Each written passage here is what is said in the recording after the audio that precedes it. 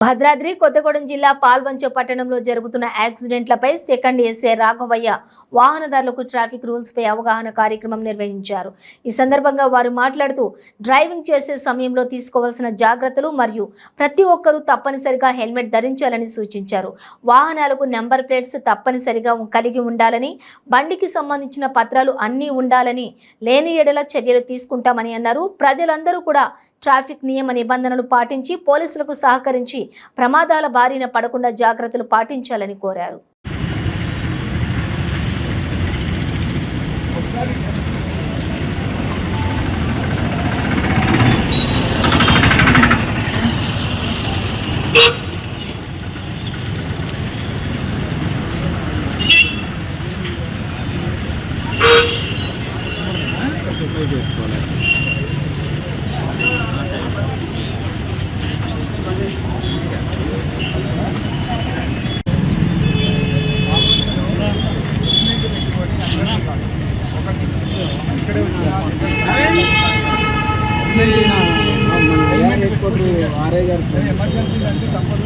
బండికి నెంబర్ లేదు.